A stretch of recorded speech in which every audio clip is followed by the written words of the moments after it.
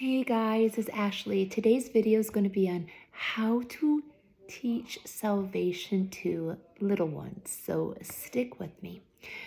All right, guys. So this whole idea got birthed from someone asking me to give the Christmas message tomorrow.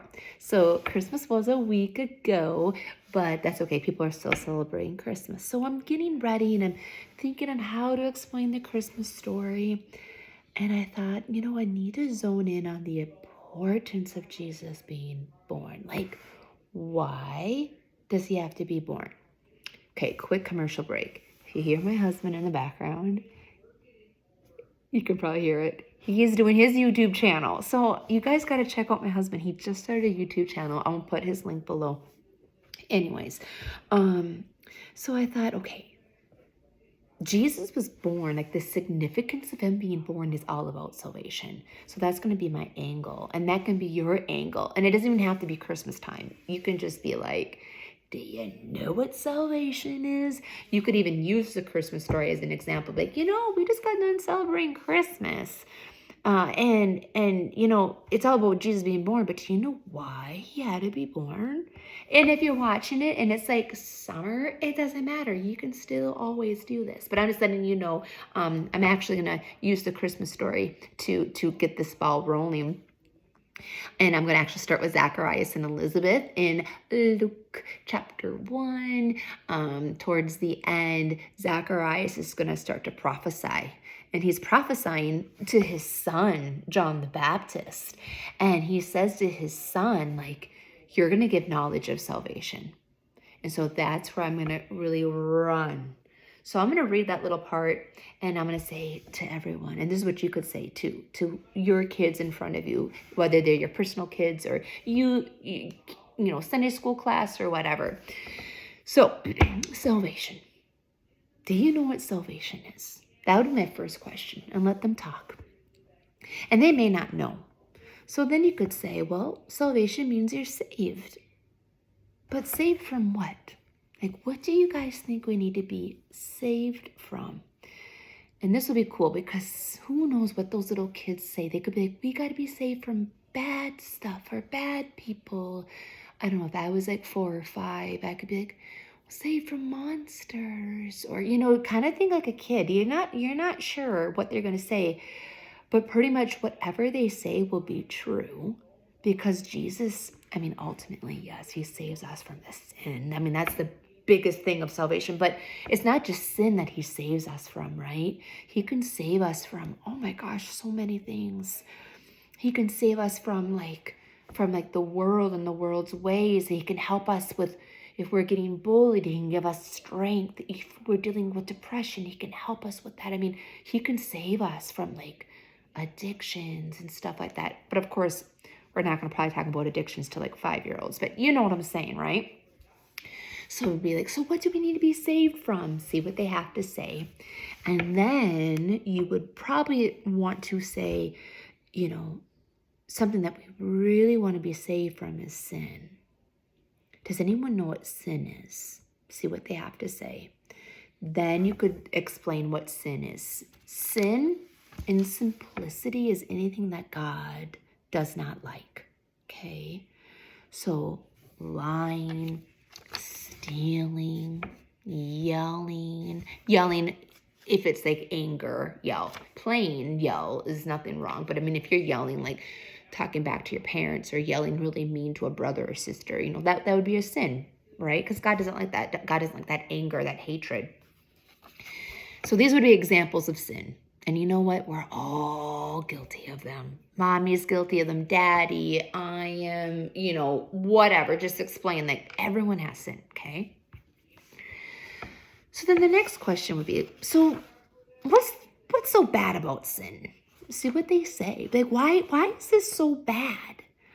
And I think what's good about that is, the ultimate thing is going to be it separates us from God. We can't be next to God. But sin, when we sin, we hurt others. When we sin, we hurt ourselves. No one, even an atheist doesn't want this. Whenever there is sin, it it's just not, your tummies get distorted. You just don't, this is not good, right? But ultimately, what sin does is it separates us from God. This is where you're going to want to zone in. So you can do like a little fun picture of God and make him look all awesome. You could explain that God is so good. I mean, you could use the word holy, but they may not understand holy. You could just say, God is so good. He's so pure. He's so loving. He's so amazing that nothing bad can be in his presence. It's just because he's so good. So God, he's like, but I want to be close to my children. I want to be close to people, but this sin is separating us. I got to think of a way. And so he did. Actually, at the very beginning, he already had a plan. So he's like, well, my son Jesus, he is sinless. And I'm going to have him come to the earth. And I'm going to have him teach and love and heal. And more than anything, I'm going to have him die for people's sins. You see, the penalty of sin is death. So that's why Jesus had to die. He died for us on the cross. And then he resurrected 3 days later. But him doing that would erase sin if you believe it. You gotta believe it. And if you believe in him and you believe he died, then you're free. You're free of these things. And so what you could do is you could draw a little cross. I put Jesus on it, but you don't have to do that. I mean, because he did technically resurrect. So you can do what you want with that. But I just put him right there. So, you could add that cross right here. And you could say, him dying on that cross and then resurrecting, coming alive 3 days later, makes a way to Jesus. And so that's why I had the little arrows. And then you get to be close to him. And that's what salvation is, guys. And then what I would do is, I would say, if you want to pray and have Jesus come into your heart, if you want salvation, you can pray with me. And then I'd walk them through the prayer. And the salvation prayer, even for adults, can be super simple. It is acknowledging that you have sinned, right? Because we've all have sinned. And it's saying sorry for the sin. Like, Lord, I have sinned and I am sorry. And I believe I'm clean. I'm clean of these things because of what you did on that cross. And I want you to come into my life. I want you to come into my heart. And I would then add, and help me have a personal relationship with you.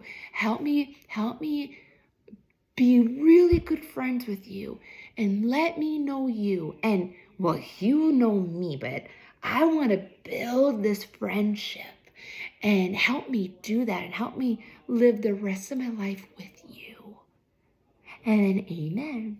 So that's a way to explain salvation. That's a way to accept Jesus in your heart. So it's more childlike. And even adults out there, I mean, maybe this is actually easier for you to understand than some of the big words they use at church. Sometimes I'll even read kids' Bibles and kids' stories, even as an adult. Even if I'm not going to teach kids, I'll read kids' stuff because it just makes it more simple. So hopefully that helped you out. If you have any questions or comments, you can just go ahead and leave them below, and I'll do my best to get back to you. Bye.